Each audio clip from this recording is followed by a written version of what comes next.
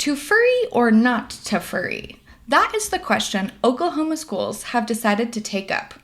I'm Sarah, this is Bill Track 50 Beyond the Bill Number, and this week we're tackling furries in school. Welcome, Stephen. Hi, Sarah. Happy to be here. If you haven't already, just a quick message for our listeners and viewers.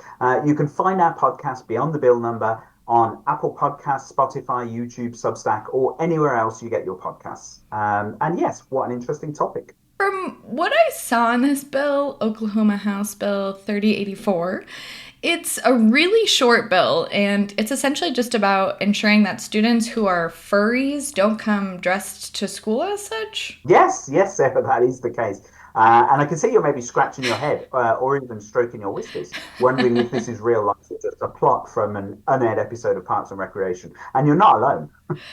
I just have so many questions.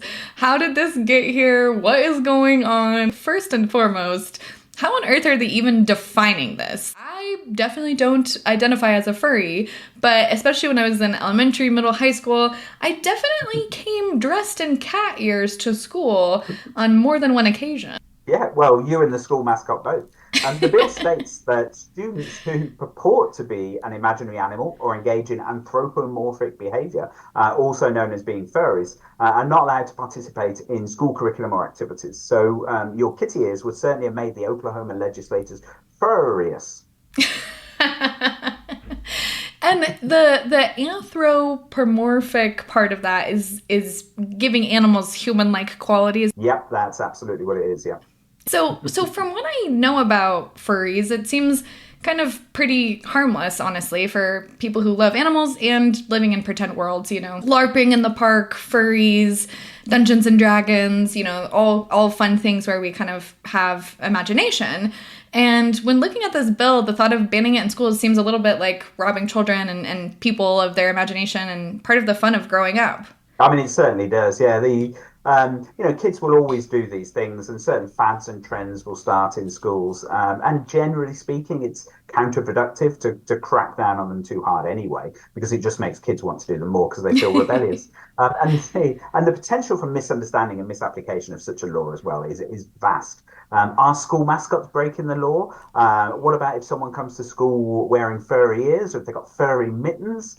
It raises questions about freedom of expression, the role of schools in regulating school behaviour, and where exactly the line should be drawn. So, a very strange thing for an actual legislator, a state legislature, to actually take up.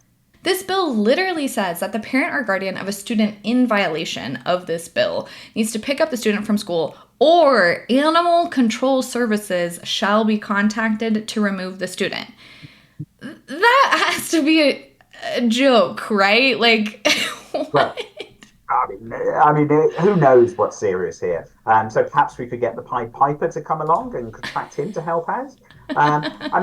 Joking aside, the allocation of educational resources to policing students' imagination seems like a really curious choice of priorities. I can't imagine this bill is being taken up. Which committee is it in? The Oklahoma Wildlife Committee?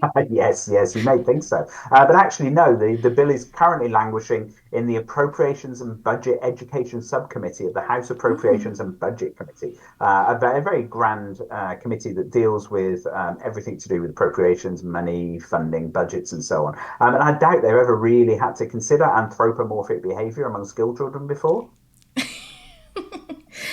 This is just one of those times I read a bill, and I think some of these lawmakers have a little bit too much time on their hands. Well, you and me both, Sarah. Perhaps it's time for them to pause.